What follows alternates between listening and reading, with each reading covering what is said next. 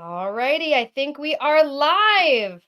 Good evening, everyone. This is Charissa from Charm City Readers, and I am going to take off this little screen. I'm here with Jerry Lathan and Steve Manchester, authors of You Will Be Peter. Welcome, gentlemen. Thank you, Welcome. Charissa. Pleasure to be here. Jerry's a real trooper. He's joining us in the middle of the night overseas. So if he falls asleep, we'll throw something at the screen, try to There wake you him go, up, wake me. tap on it. Hopefully I can make it through. I think you will. I think you hopefully I've already warned Steve. I said I've been thinking about this book for like weeks now. Like I've been reading it and talking a lot about it to anyone who will listen to me. So this is very exciting to finally get you guys here. I'm going to try really hard not to make it a Bible study because I just have so many questions. That's okay. It's a historical biography. Well, so who wants to go first? I don't want to give the intro to the book. Who wants to give like the 30-second elevator speech on, what the book is, and then we'll get into questions. Stephen, you're good at go ahead. Either one of us. So you will be Peter, right? If you think about just the title in and of itself, right? It explains the arc, right? The character arc of this brash, heavy-handed fisherman who was working on the Sea of Galilee 2,000 years ago with his brother and his best friend and this fellowship, and meets Jesus Christ, the Messiah. And first thing Jesus says to him is, "You are Simon, Bar Jonas, you will be Peter." And that sentence in and of itself, that introduction, tells you exactly where he's heading, right? To think about this 3.5-year ministry and then who he becomes as a result of following the Christ and his teachings is absolutely amazing. It's wonderful. Thank you. And to think it was, we'll get into the book, but it's such a nice read. It doesn't feel like 2,000 years ago, right? Right. You do sprinkle in, some Hebrew and some chutzpah and some little, words and questions to kind of richen it up and make it feel very genuine. But it's very approachable as a read, and it's very genuine, and it feels very modern, sort of, in its storytelling. So very, very readable. Jerry, I want to start with you because we know a little bit about Steve, but we don't know so much about you. I know you have a background in production and construction. And can you tell us about that and where do those things intersect with Simon? Sure.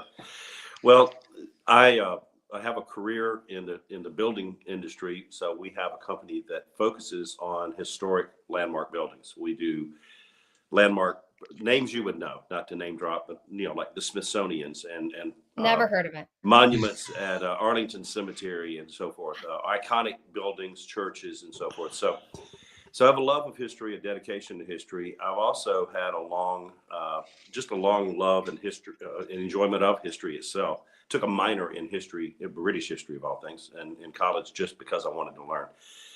So those two have always been back there in the background of my mind, but I've also had a lifelong affinity for Peter, the apostle, whose shortcomings are so well documented in the Bible. If you think about it, for me, it's often fascinating to look at what's not written somewhere. What did they not include? So they don't include a lot of the flaws of several of the others, but Peter's are on full display, even by the other guys who were there. I mean, Matthew is an eyewitness. He was there too. John is an eyewitness. He's Peter's best friend. And they both document just as much as Mark and Luke the interplay between Jesus and the struggle that Simon goes through trying to figure out. There's no question he loves Jesus. There's no question he wants to be with him. There's no question he wants to be a part of this movement. He wants to be there with this Messiah, but he doesn't know what it is. And he stumbles through it for 3 years, frankly, which is, I think, for people who are looking for faith or people who are trying to look at it, I think it's, again, Jesus didn't just go, snap my fingers, now you're Peter. He told him he was going to become Peter, but he didn't tell him how. And it's a lifetime of work, which I think is the message to us. It is a lifetime of work, and Jesus is always waiting patiently, as he is in the book. You see over and over when he's standing there, and Simon's frankly kind of getting it wrong and screwing up, and Jesus is just shaking his head like, yeah. But he's smiling, and he's looking at him like, I love you, buddy, but listen to me one more time. And there really is that tone, which we try to bring to the book. I think that's important in the story because I think it helps us understand why he's so important. And that's what makes him relatable, because he actually is just like all of us. Yeah. When did, like, how old were you when your fascination started? Like, I mean, were you like 15? Were you 35? Like, you read something, right? And it said, who is this guy? I need to know more about this guy. It's probably in the 30s, in my 30s or 40s. But what really triggered I went looking for the book. I was involved in production, and I co-owned a studio in New Orleans where we were producing major motion pictures and Hollywood pictures, names you would know again. And it dawned on me, Peter's life would be such a fantastic story. So I thought, I was talking to my partner, who's actually a Hollywood type, a producer, and he said, "Well, go find the book and buy the book." So I did. I looked for it, and I looked for years, and I couldn't find it because it's not there. And finally, so one of these script writers, I was trying to tell him the story I wanted him to write. He said, "You see this picture so clearly. Apparently, you need to write this book." So we did. I love it. I love it. Okay, so before we get into the book, Steve, you are a well-known name. I haven't read all your books. I have a lot of work to go. I've known you about a year. Right. I've read The Menu. I read The Dad Bag, reviewed both of them, but I think you've written 25 Yeah, books? right around 25. Yep. Yeah. And I've heard you mentioned, I mean, and tons of awards. We can, we've got your bio, we'll list it. But not to skim over it, I've heard you say that this book is sort of the culmination It of is. a career. And I think It that's really, really powerful. That was really powerful to me to hear that, because this is Jerry's dream, right? right. And you get reeled in and you're like, hold on a minute. This is like a calling. Right. Oh, absolutely. I think at the beginning, my publisher reached out to me, and Jerry was looking for a co-author, and I thought, what a fantastic opportunity. But I was a little, I don't want to say reluctant, but I'm like, who are we to write a book about this person? And I think there was a little bit of anguish in the beginning, but I think it was that anguish that said, we probably are the people to do this, right? Because we're going to take it and do it right. We're not going to skip any steps. We had talked about an accurate timeline. If it's in the gospel, it stays. If Jesus said it or did it, we're not going to change a word of it. But yeah, I will say, I've been writing for 30 years, since the Gulf. I got home from the Gulf War, and this is not just a comment. Like, this really is, like, all roads have led to this project for me, right? And I'm not even sure 10 years ago I could have contributed, or 5 years ago I could have contributed the way that I did, right? And become that co-author to Jerry, without having done the things that I've done, right? So it's not lost on me, or it's not coincidental that I met Jerry, and that Jerry and I have worked together on this project. I think there are bigger powers at play here, and I really truly believe that. Absolutely. That's amazing. And Jerry, it's so nice of you to comment and nod your head for him. You Well, guys all working together. it's true. It's all true. Before we get into the book, which we're on the cusp of, I was saying to Steve, like, I wanted to give just a brief synopsis of my faith. And I don't mean that in a preachy way. It's only because I learned something about myself in the reading of this book. I was raised in church, Sunday school, Bible school. I went to church camp, Camp Christian, Ohio. Woo. Very, very powerful. Like, my parents did it right. But like a lot of people, when you get into your 20s and your 30s, you step away. I found my faith again. I'm a faithful person, don't go to church a lot. But here's the kicker, is I found that reading it, I had a good understanding of the Gospels, but sort of through the eye of a 15-year-old. So there were things that caught me, and I was like, wait, what? Like, all the time, because I had like a basic child's knowledge in some ways. And I was telling Steve, I've been researching now, because I'm like, wait a minute, that's how it happened? I missed that. How did I miss that? Like, when you read, or you're listening to Indigo Girls and you're 15 and you're like, this song's groovy. And then you hear it at 45 and you're like, that's what it meant? This was my Indigo Girls. I actually love Indigo Girls. I've been seeing them several times. Right, but when you listen to that song later and you're like, Right. oh, like, she's talking to me. Like, she's talking to a middle-aged lady, So Right. there was a lot of that for me here, is that I was like reading it and I had to kind of adjust my expectations. And I wanted to say that because if I say anything that sounds really dumb or juvenile, it's because now I'm still learning. There's no such thing. No such thing. I just wanted to prepare you, because I'm like, was that in the Bible? Or was it not in the Bible? So lots of learning on my part. Sure. One of the things that I did in preparing is I kind of looped in. I have a number of pastor friends. I have a number of people who've studied theology. And I wanted to loop in to get their kind of perspective on things. So as we talk, I'm probably going to like sprinkle in some questions from them because it I told Steve I have a Jewish friend. We've been talking about this. She reached out to a rabbi for me. I mean, we've gone far with this. So questions from everywhere, and I've had to narrow them down, right, to what we can actually accomplish in an hour. Okay, so first question. We've talked about Simon. Nancy, who is like an aunt to me, she married my husband and I, so she's a pastor. Her question was, what is so compelling about Peter?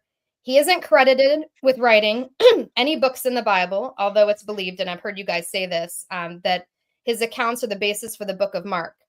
But out of all the apostles who have maybe sort of richer stories, like what was it, Jerry, that was like, this guy's not getting enough cred? Like, this guy, we really have to dive deeper. I think it comes straight from Jesus. He focuses his attention. When you really look at it and you take the four gospel accounts apart and look at them, Jesus says his name more than everybody else combined and multiplied. I mean, so the dialogue happens with Jesus and Simon over and over. And interestingly, he calls him Simon, as he did when he first met him, when he's not quite getting there, and he's Peter when he's got it right. I always tell everybody, Peter had the faith and stepped out of the boat and walked on the water. And as soon as he started to sink, listen for your mother's voice here. You'll hear her say your full name. Jesus says, Simon, why did you doubt? You hear that? Simon, he's Simon again. Come on, I want you to be Peter. And so that give and take, and again, it's recorded by other men who were there. Okay. Matthew was there. John was there. But they barely mentioned themselves. John mentions himself quite a bit. Wants you to make sure that you know Jesus really does like you. The beloved. Right. The beloved. And that's fine. But Matthew barely answers the role when they call, to name the 12 disciples. Yeah, there was a guy named Matthew. Like he doesn't know him. Or, he's so well, Simon felt similarly to him, didn't he? He was not a fan. He was not a fan. He didn't understand, which is sort of, there it is. That's it. Jesus is doing this whole work and bringing these people together. And the whole time, Simon is going, what are you doing? You don't need this guy. He's a tax collector. He's a terrible guy. I don't want him around us. Why are you bringing these people in? And you mentioned your Jewish friends. I hope they find it very Jewish, because I spent some time in Israel and hired Jewish archaeologists, Jewish historians, and made sure that we had the Jewish record, the meals, the customs, make sure that is very accurate. Because, these guys, they were Jews. They were Jewish. Every day they woke up, you asked one of them out of the middle of the sleep, hey, wake up, what are you? They would have told you they were Jewish. Well, because Christianity didn't exist then. Right. You got it. They were still going to invent it. That's right. So, yep. That's the fascination. That's why Simon's so important. Because look at it. He's the founding father of the most impactful, powerful institution in the history of mankind. He's the guy that Jesus said will be the leader, and none of the others ever questioned it. There wasn't any split votes. What about me? There wasn't. Yeah, that right. Nobody else did that. Nobody did that. They did plenty of that after Simon and then were gone. The next generation, in fact, we're still doing it. But as long as Simon was there, he was the unquestioned leader because Jesus said so. And so the man is the founding father of the most powerful, impactful, enduring institution in the history of mankind. His story's got to be a pretty good story. How did that happen? That's where this comes from. That's why Simon.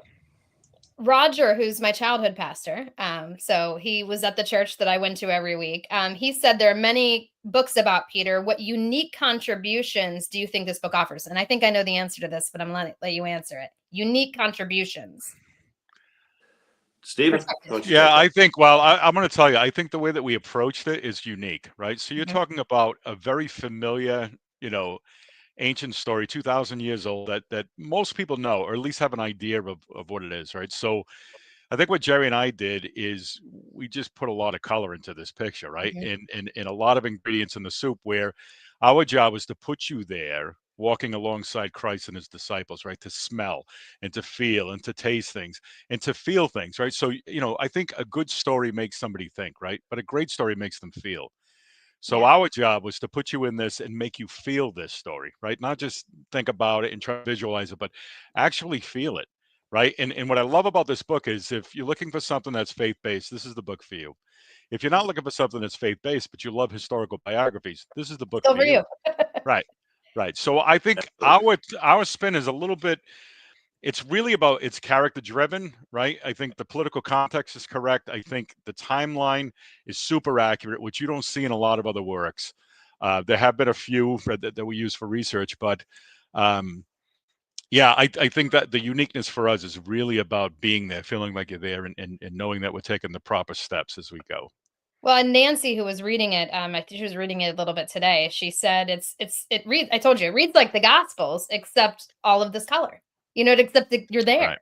So I think that's an honor to you guys and how you wrote it, because you didn't try to take something out and make it new. Really, you tried Right. to add to a story that was already good. I think it was also important, Charissa, that we don't overwrite it, right? So it's the 80-20 rule. So we give you 80% and we leave 20 to you, right? To your imagination. So we could have spent another 100 pages kind of like fleshing out more detail, but it didn't make sense. And I think we struck that balance. And I really think we hit the ground running once we get to the wedding at Cana, right? And you could visualize that wedding. Then I was like, here we go. Because the first couple of chapters was the fellowship and establishing those characters. Once the reader becomes endeared to those people, all right, let's go take a walk. And they did, right, for more than 3 years. So, yeah, the scene setting, right? Go ahead. I was going to say, I would add too, it is that timeline. Your friend who said there's lots of books about Peter out there. There are lots of Bible studies and there's all sorts of lessons to be drawn. But the timeline makes the story come alive. And that's what people come back to. That's the feedback. They go, I didn't know that happened next. I didn't know they walked from here to there. A good example I always use is the woman at the well. The woman at the well is only mentioned in the book of John. And Book of John's kind of a cleanup gospel. The first 3 have all been out for a while. And he's adding things that he knows were missing, like the scene on the beach at the end. Cleanup gospel. Is that your term, Jerry? Or? That is definitely my term. But it's excellent. I mean, it's great. Well, it's not one of the other synoptics. The first 3 all kind of copy each other and add a little bit to it. He doesn't copy the first 3. He fills in blanks, frankly, where he saw them. And because he outlived all of the rest. He had read the first 3. By the time John gets around to writing it, he realizes the importance of the woman at the well. And one of the interesting little story tidbits in there, he opens that in the gospel. It says, Peter and the rest had gone to town to buy supplies. And this woman comes up, well, wait a minute, why is that in there? What's that got to do with anything? Yep.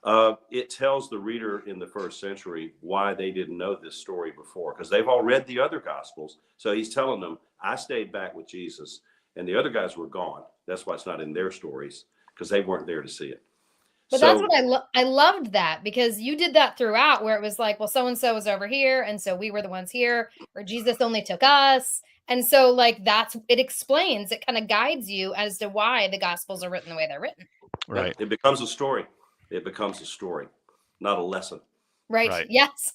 And we spend quite a bit of time, Charissa, talking about, some books do a lot of head jumping, right? Where you're in Peter's head, then you're going to jump to John's head. And we did very little of that. When we had to, we did. If Peter wasn't there, right, especially toward the end of the book where you see, certain passages from Mary Magdalene. But the bottom line is, if he wasn't there, then he wasn't there, right? So let's talk about it from somebody else's perspective. But I would say more than 90% is from Peter's point of view. Yeah. Would you say, because it's right now, is it still #1 biblical fiction Amazon? Doesn't matter. Check today, but it is forever. Yeah, right? it's taught well. Yeah, but is it historical fiction? Is it Roger said, is it a psychological study? I mean, because it's kind of you're in his head, and then I think Nancy pointed out you actually said biography in one of the first 2 chapters. So like, is it all those things? Is it a Gantt chart of all those things? I think it's a historical biography about the life of Simon Peter. Overwhelmingly, the story is told from the point of view of this man and how he experiences Jesus. And that's what the reader gets to do, is imagine if you were there. Imagine this happened to you. And I think it becomes very relatable because he doesn't know what to make of much of it. That's why all the give and take with Jesus. He's like, Jesus, like, Simon, come on. That feels good, I think, to someone like me, because you go, okay, not everybody else just goes, poof, I got it. That's it. I'm turned into this super Christian and I'm off to the races. He was there watching Jesus do these things. and still had a hard time figuring out what to do with it. He really didn't know right up to the end, right up to the very end. I mean, think about it. At the redemption scene on the beach where he asks him 3 times. Everybody knows that story. Yep. You realize that's been a month since the resurrection. It's been a month. So what's he doing? They've gone back fishing. They don't know what to do. That's what they're doing. They've gone back to their lives. That because Jesus is alive, that's good. But what does it mean to them? They don't know. So I guess we better get back to work and feed our families is what they're doing. Right. When Jesus appears and says, no, get back to Jerusalem, go back to the room. I'm coming to see you. You know the rest. But that's how hard it was for them to get their head around it. And so I think that offers relatability and comfort to all of us because, if you don't get it, that's okay. He's aware. He's aware that this isn't easy. Right. One of my favorite parts was when Jesus was preaching and Simon's distracted, right? He's watching people in the audience and he's like, are they going to hurt him? And getting all excited. And this isn't what I was going to say, but there's that joke where one of the apostles says, I think Jesus will know before we do. And he's like, oh yeah. Right. That wasn't the joke. It's Jesus is kind of going on and all these parables. And he looks over and he says, are you getting this? Like, I'm not. Yeah. I'm like, and he's like, maybe I'll get it later. I don't know. But he's still up there. He's still supporting. He's still protecting. He's still following.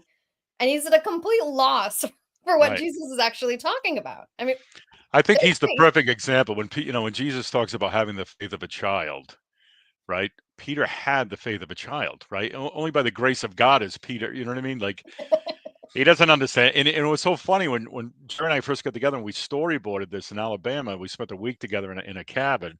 And these were long days where we were kind of charting everything out. And it was like, well, what about here? No, he doesn't get it yet. No, he doesn't get it yet. No, he doesn't get it yet. And this is going on for 3 years, right? So, I mean, what a learning curve for me. But it was also, it gives you a little bit of relief thinking, well, there's a lot of things I don't get either, right? But I do have faith in Jesus, right? So maybe that's all you need.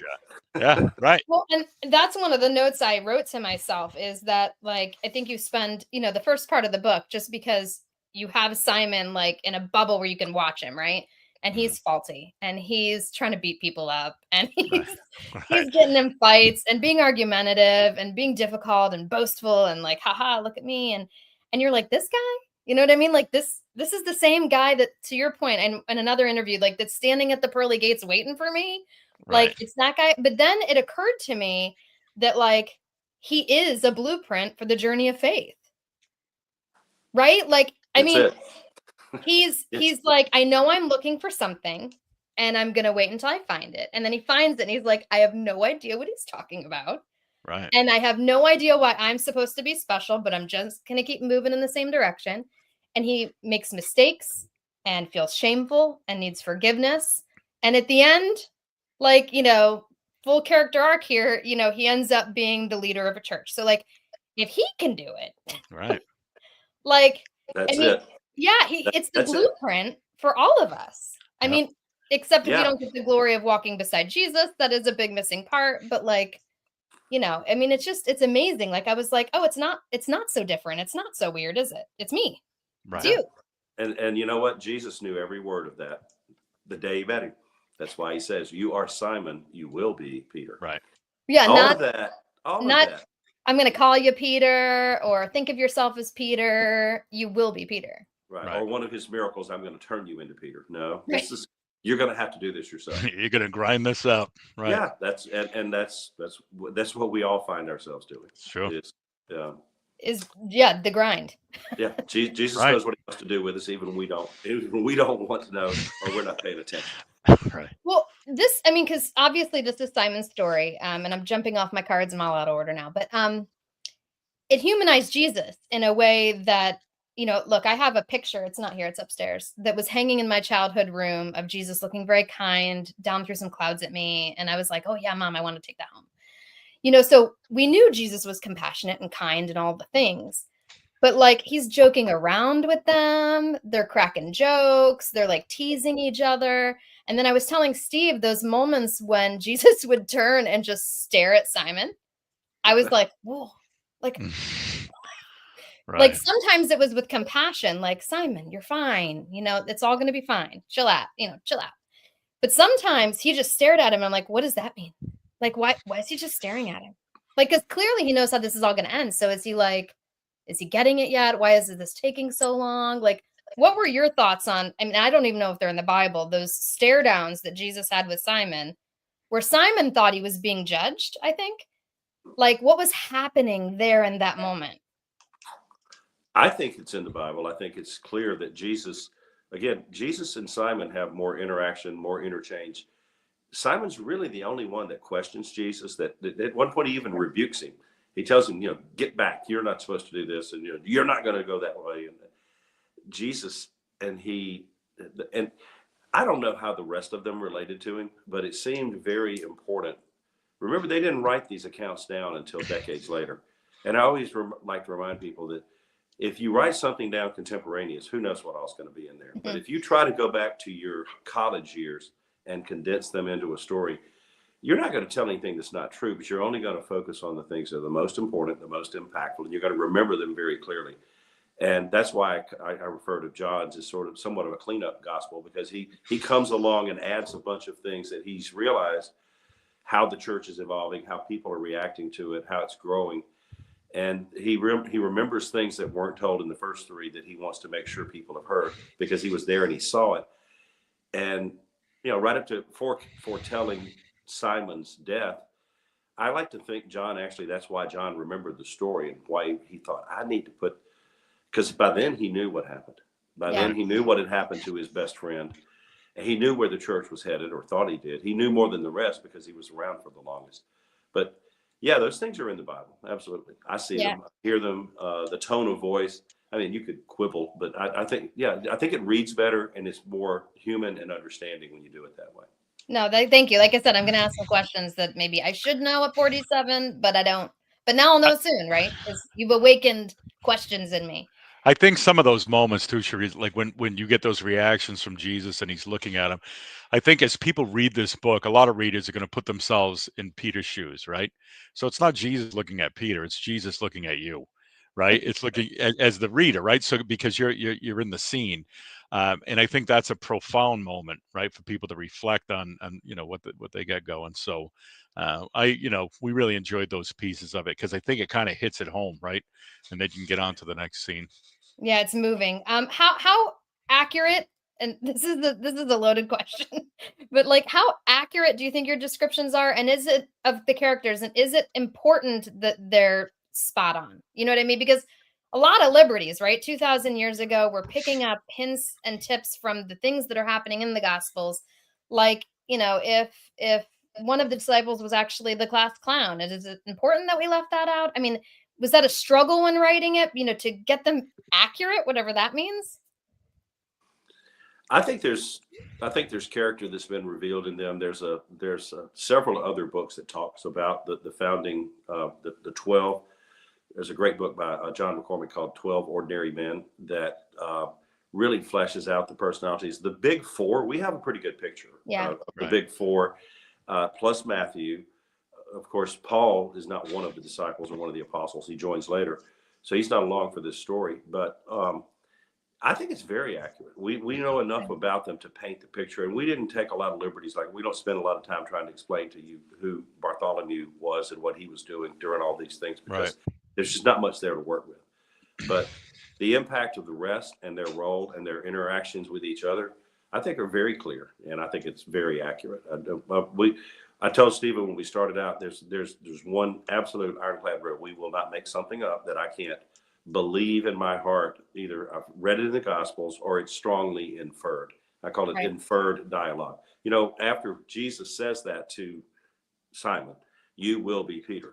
If I got on this call today and said, Charissa, welcome, I'm Jerry, and you are going to be Paula. You're going to remember that. Huh? Yeah. And after this call, you're going to talk to someone about it. So over the next 2 days, as they walk to Cana, we create dialogue between him and his best friend and his brother who are standing there and hear it. And they're all going, what? Yeah, what does that mean? Yeah, exactly. And it's important. He doesn't tell him what it means. He just calls him that for another 2 years. He doesn't tell him why he's going to call him that till they get to Caesarea Philippi, literally 2 years later. So I think it's very accurate. I think it's we absolutely, and we sent it to theologians, we sent it to New Testament Bible scholars. I started with a number of those people before I ever contacted Steve. And I told everyone who read it, all of the beta readers, we put this thing through the grind, and we said, if you see something that doesn't feel us. right, yeah, tell us. And I'll tell you one little change, because people like to know how the book got written.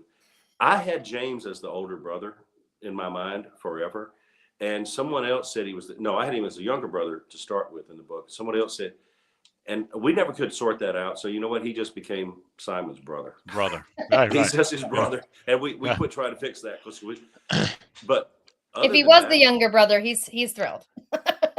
Well, we had and during the beta sessions when we were testing the book and talking to readers, we had I don't know, dozens of instances where learned Bible scholarly fluent people said, I thought, and then they would tell us, and then it went back and you're right. That's we heard that over and over, and that's very and we, I mean, and it was, I don't want to say mind numbing, but I mean, second sourced it, third sourced it, and it was so good to get that feedback and then go back to the Bible and do more studying and then come back and say, it wasn't about being, well, you're wrong, I'm right. It needs to be right, no matter how we get there, right? And I think we spent the time and effort to make that happen. Well, because I believe too, like I know when I was talking about it with people, they, especially some of the pastor friends, they were like, what is this book? And I was like, no, it's historically accurate. Like, right. Everything from the Gospels are there, but it is hard to explain because I think people assume you will take liberties, right? For the joy of the story, for the thrill, for the sale, that you'll take liberties. And I think it's really honorable you did it. No, we were as respectful as we could be. And that's, that's the truth. We asked anyone who thought they had a different idea or thought they had a different read or could prove it to us were invited to tell us. So Dawn said, Dawn's a recent member of Charm City Readers, and she said, we were talking about Peter's wife. So I saw in a different interview, you mentioned that she wasn't specifically named. So like I said, then I start reading and digging, and she wasn't named at all. It references mother-in-law, which of course, to have a mother-in-law, you need a wife. So I was wondering how you decided that part of the storyline was important to Peter, and then what it meant maybe to Peter being away for so long and Peter's story arc that he now had this person he was coming back to, because him going back to his wife isn't actually in the Bible. So can you talk me through why and how that came about? Take that one. Yeah. So when they say that he had a mother-in-law, right? So they're on the beach and Jesus fills the boats with fish. All of a sudden somebody runs onto the beach. Emer is ill. Jesus goes to the house, right, in Capernaum, in Capernaum, and ends up healing her, right? So he had a wife, and because she's not named in the Bible, we also show that same respect by not naming her, right? But can you imagine a greater sounding board, right? Because every time in the Bible when it says, listen, they went back to Capernaum, he went back home. He went home, right? So if he went home, that means he went home to his wife. And I know my wife, if she gives me permission to take off for 3.5 years, right? I've got some explaining to do when I get back to the house, right? But the cool part is, by all accounts, it's believed that Jesus lived, right, with Simon Peter and his wife, right? That the paralytic who was, raised or lowered from the roof for Jesus to heal was, Simon's roof, right? So everything leans into that. Everything leans into that, right? So I thought it was such a great mechanism to use in the story itself to make him more human, to say, when he comes back home, of course he's going to, I would unpack it with my wife, right? You're not going to believe what I just saw. And to me, it made it so much more real. It really did. And again, we tried to be respectful with that as well. We didn't want to take too many liberties with it. No criticism here. I loved her.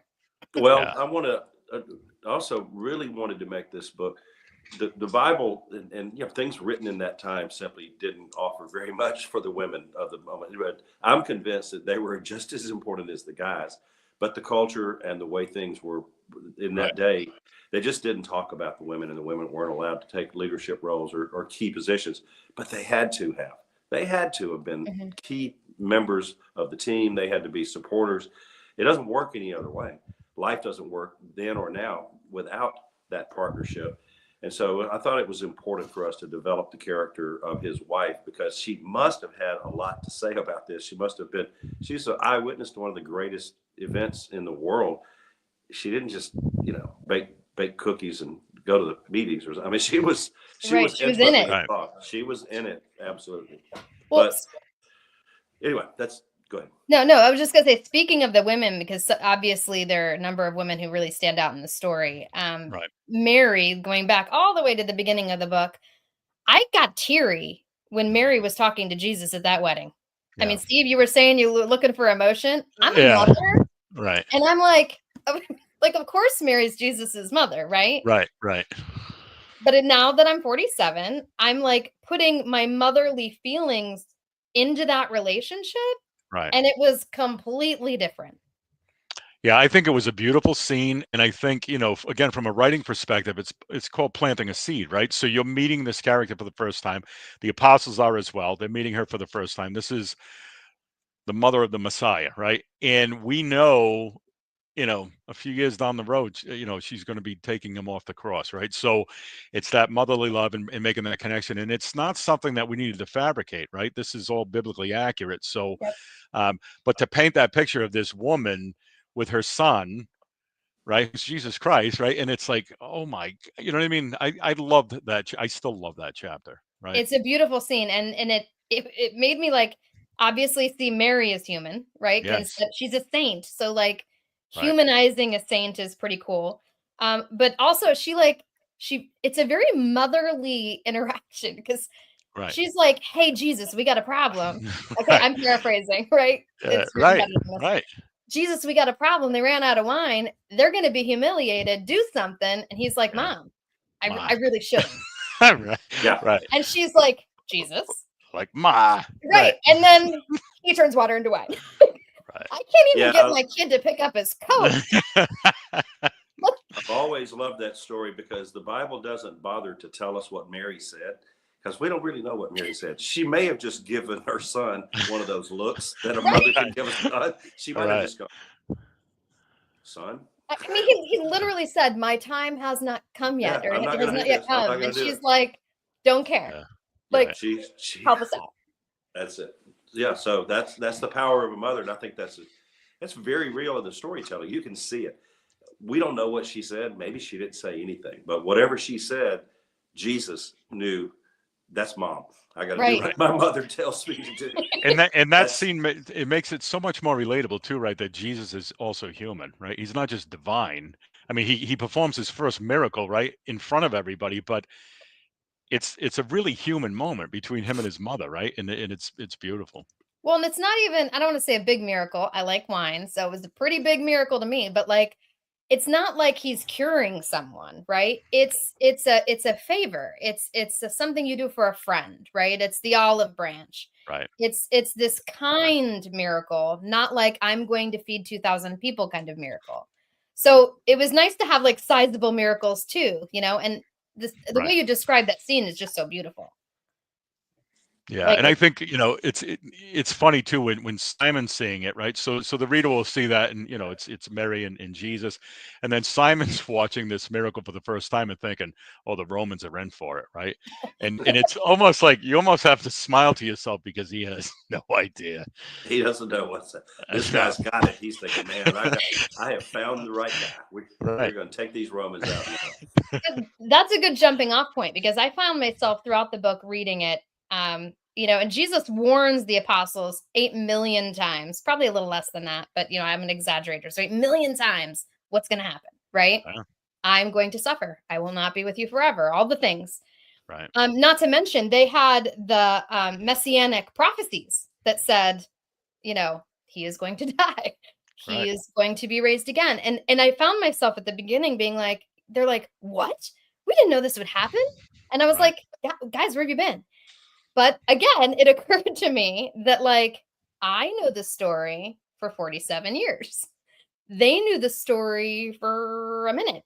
Like, so like what seems really commonplace to me, and not to mention, these were not all really educated men. So how many of the prophecies did they really know? Right? Did they know? Because I mean, like, we know that the prophecy is that he would die and be resurrected, but When Simon went into this, did he know? Did he really? I think they Is knew that a a lot. thing he actually felt?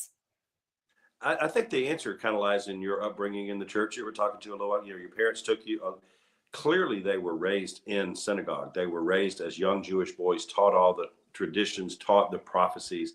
The So Torah, right? they had read the Torah or had it read to them.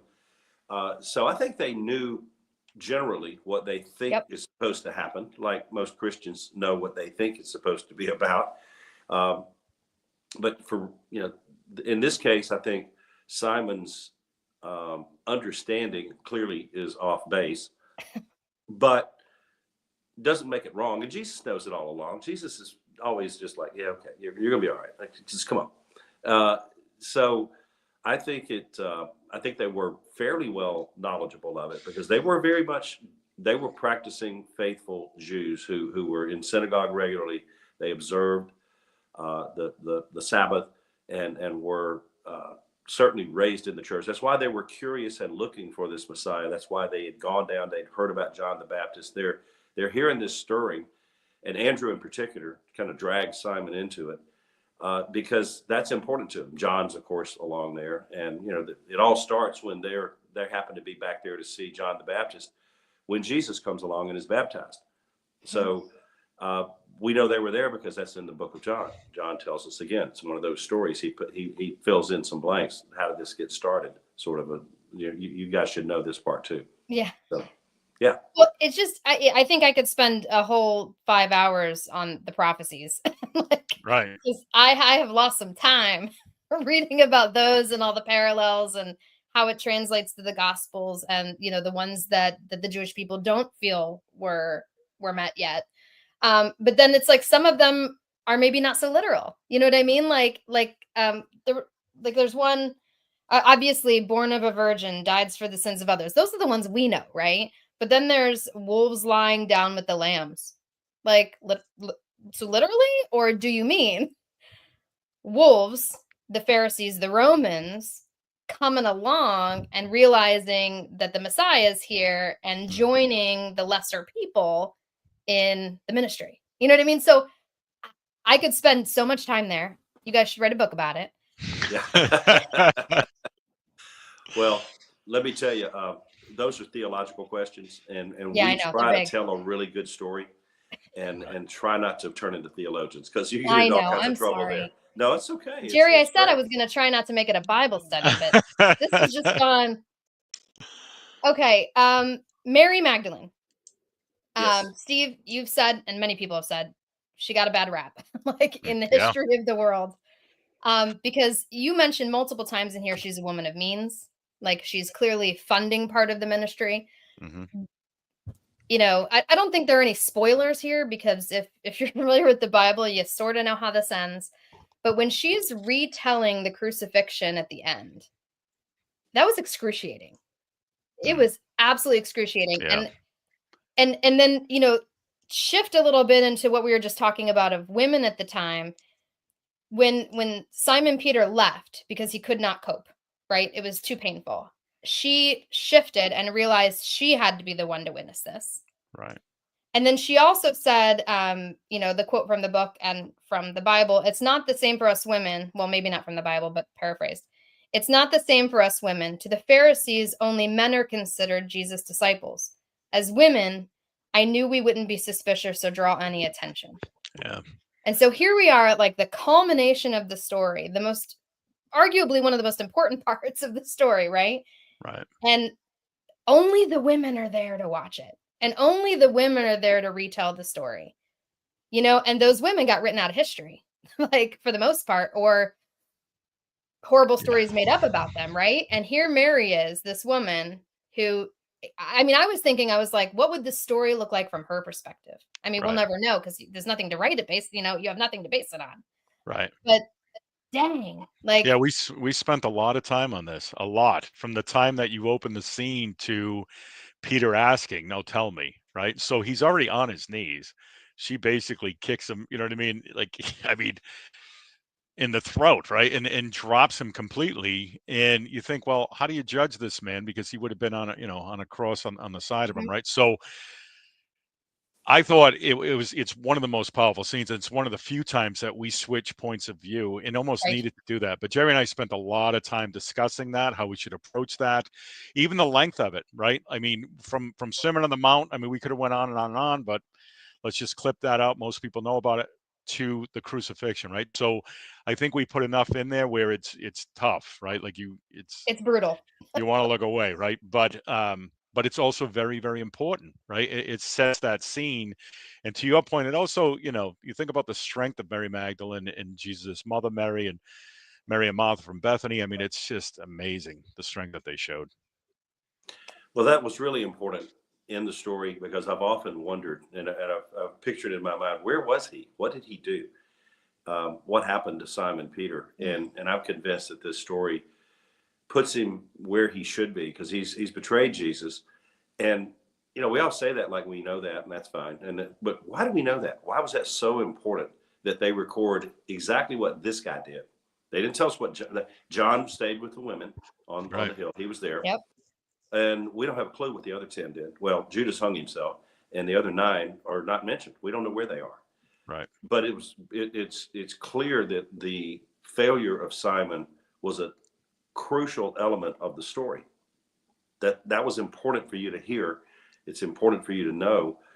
And the reason it's important is because you can relate to that failure. And whenever you've had that happen in your own life, when something goes wrong, when you've let someone down, the example of Simon is there to let you get yourself back up. Remember I told you about the movie? I always see this movie in this scene is going to be brutal. It's going to be, you're going to want to look away. You're not going to want to watch the rest of the movie. It's going to be that bad. It's like the scourging scene and the beating and the passion of Christ. Personally, I've never seen it all. I can't watch it. I just can't finish it. I can't watch them do that to him. But that's the way Simon feels. And that Jesus then pulls him all the way back and heals him. And that scene on the beach where he asks him 3 times, that is Jesus piecing him back together. That is Jesus putting Simon back on his feet and saying, I know what you did. I know what you did. I knew you were going to do it before I met you. And now get back to work. You're still the rock on which I'll build my church. Do you love me? Yes. Do your job. That's what he says. Feed my sheep, feed my lambs, tend my flock. He gives 3 different answers, but they're all the same thing. Do your job. Get to work. I'm resurrected. Go tell people. Build a church. I told you to build a church. Now go do it. And I'll give you the tools. Get back to Jerusalem, and I'll show you how. But you don't get the sweetness and the emotion, and you don't get the tears in your eyes so sweetly and special if you don't go through that chapter. I actually had a friend, I don't mean to take up too much time. Friend who read it. He said, I had lunch with my friend who's 80 years old, and I've never seen the man cry. And he was reading the manuscript. And I asked him how it was going, and he just stared at me, and his eyes filled with tears. And I said, what's wrong? And he said, I can't finish it. I can't read it. I can't finish it. Is that chapter 21, 22? It's just killing me. I can't watch it. And I just reached over and I grabbed my friend's hand. I said, brother, it's called sweet redemption for a reason. Read the next chapter. Read the next chapter. There'll be tears of joy. I don't know why you have those tears in your eyes. I don't want to know. That's between you and God. Go read the next chapter. That's what Jesus wants you to know. Whatever you did, he loves you. And he wants you to come back. It was at 1 chapter. It felt like 15 chapters. It goes on. Yeah, it is a hard read, and it ends well, folks. There's a happy-ish ending. Right. Plow through it. It is an emotional but it is hard, and it's it takes you through, again, what we've been saying, the pain and suffering in a way that most of us haven't. We've read Cliff Notes, right. And he was lost. And he wasn't there, and he needed time, but we didn't really experience it like a human would experience it. Right. And it does bring to mind, all, to your friend, to us, personal shame, right? It's all right there. It just lays it all out. We can all identify with it. Yeah, Jerry talks about inferences, and in that scene where he's back, close to the safe house, but he's looking up on the hill, and there's the 3 silhouettes of the crosses. Yeah. And he can no longer hear it. And he says, I wonder if it's worse than my imagination. right? And then I think about that, like it's, if you laughed while you were reading the book, that meant that we were laughing when we were writing it, right? But if you cried, we were crying, right? Putting pen to paper, because it really is that healing, right? There's so much that he goes through, but then when you get to sweet redemption, it's like, my God, like this, such a beautiful gift, but you have to pay for it. It's not free. No, it's not for Right. them, and it's not for any of us on our faith Right. journey, right? Right. No one promised it would be easy. No, it's the grind. We're nearing the end, guys. I know Wow. Jerry wants to get to sleep. He's probably He's all fired up now. I go back to sleep. I've already had a couple. back to, yeah. Thank you for waking up for us. Yeah. Everyone, Jerry's in London, so he's really doing the grueling. The cover, early on, I wrote questions about the cover, and the real joy was sort of getting the prize at the end, right? It was like the prize at the end, which explained the cover. I won't give it away too much, but he literally saw himself, right?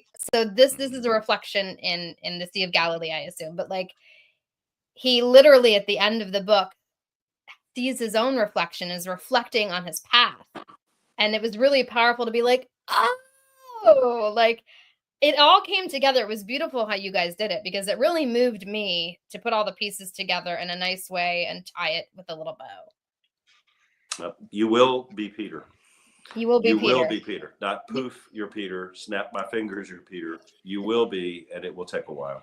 By the way, youwillbepeter.com is the landing page if anybody wants to order. Youwillbepeter.com is the homepage for the book. And you guys have a book tour coming up. I got the email. See? Yeah, the virtual book tour we're doing with Providence Book Tours and Partners in Crime, and there's a lot of stuff cooking, which is really exciting. It's so fun to be able to share this. I mean, we've gone underground for better than 2-3 years, Jerry and I together, and he was at it long before I met him. So it's exciting to finally be able to share all of this, right? And then have that discussion, because when you're writing a book, it's like a one-sided conversation, right? Jerry and I had each other, but now we have thousands of people that we can talk to and be able to share that, right? Because it is real, real and relatable, and hopefully it resonates with most readers. Well, it resonated with me. I know, Steve, that I shared my review with you. I don't know if Jerry's seen it. Can we click to that real quick? Yeah, I sent it over. Yeah, absolutely. Okay. It's going to take over the screen because I'm too lazy to move everything around. I love it.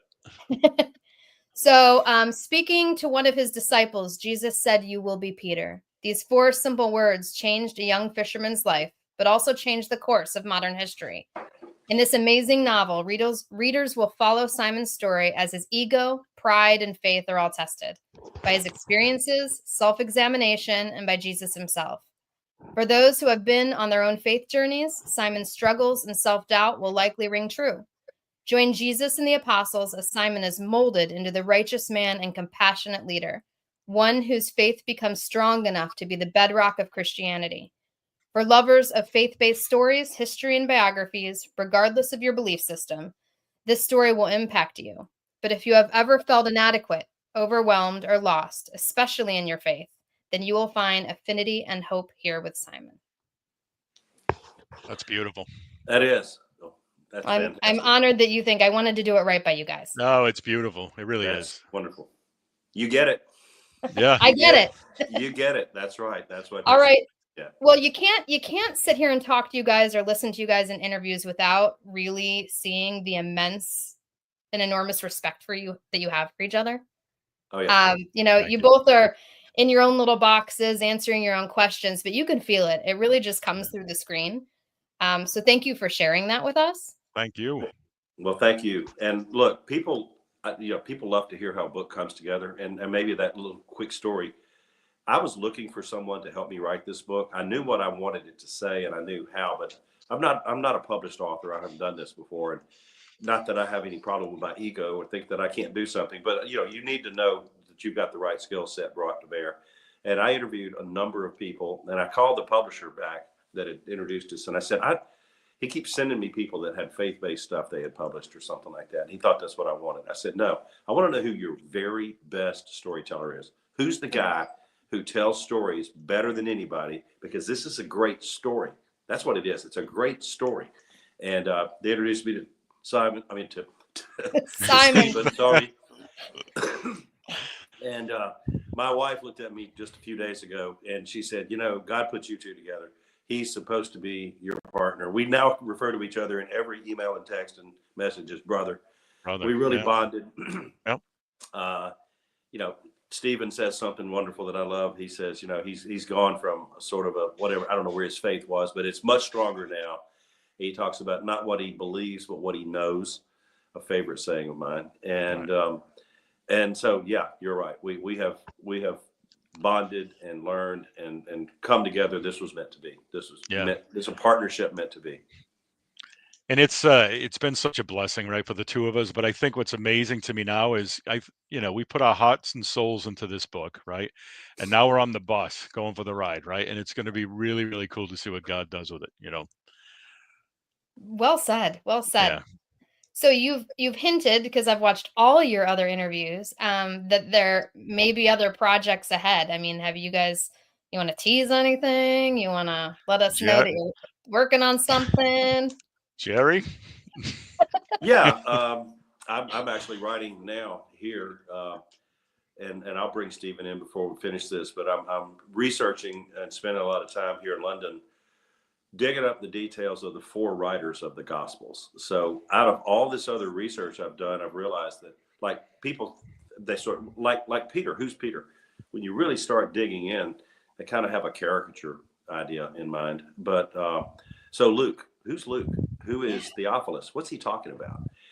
So who were they? When did they write? How did they write? What were the, what's the sequence and order? Kind of a theological study of the 4 Gospels is what I'm working on now. But I think John, much like Peter, would probably be next. I think that's where we're going to go next. I don't know when that'll get started, but it won't be long. And so the story of John, much longer arc. He lives to be almost 100 years old. So he sees Christianity launched and has the time to, like old men and old women can do, you can look back across your life and appreciate those important moments that might have gone by you and you didn't know. So I think we were talking just the other day about how he said, this is going to be, it sounds like the same story, but it's not the same story because somebody else lived it. Right. And they see it from different eyes and different events where they were there or they were not there. So, yeah, it's going to be another great story. And I think it'll be fun, right, to be able to see Simon Peter through John's eyes, right? And you know what I mean? Like, it's just that point of view for those 3.5 years. Yeah. Is he going to look good? I don't know. Oh, yeah. He loves him. It's his best friend. He's a meathead sometimes, and he knows it. So I don't know. Was there eye rolling in the Bible? I mean, I don't know, because I feel like anyone around Simon, is like, there he goes again. Yeah, right. Yeah. John absolutely looks at his brother and goes, man, this guy won't keep that mouth shut, but he loves him. He loves him, and he knows why Jesus loves him. Last question. What's happening with the movie? Talking to some script writers and was at a conference in Nashville just 2 weeks ago and have taken some proposals and we'll see. Exciting. I'm excited, but I'll tell you this, it's got to be the movie I see in my mind. I'm not going to let it be made I won't sell the rights for some money and somebody can make what they want of it. I know how the film industry works. I've been around it enough to know. I won't say you can't trust them, but well, you need to be very careful. Very careful. You're not afraid to say no, Jerry. You're not afraid to say no. No, I'm not. I'll tell you my one Hollywood story. My friend, my partner, he said, Jerry, because we're friends, because we're close, because you're my partner, if it ever comes a day, I will stab you in the front. That's Hollywood friendship. That's a man of honor. That's a Hollywood friend. I feel like Simon would have said the same thing. Yeah, exactly. So, right? Blunt, straightforward, honest. Right. I will face you. Yeah, right. That's it. Well, guys, if you write anything else, whatever you do, I hope you'll come back. This is fascinating for me. I've really, really enjoyed it, and I will continue to enjoy sharing it because it's a great piece of work. So thank you for including me in your launch. Oh, thank you for your support. You've been amazing. We really appreciate it. Thank you very much. You bet. And let's say bye to everybody. Hang on with me. Bye. Good night, everyone. Bye-bye. Thank you for joining us. Bye, everybody. Thank you. Bye-bye.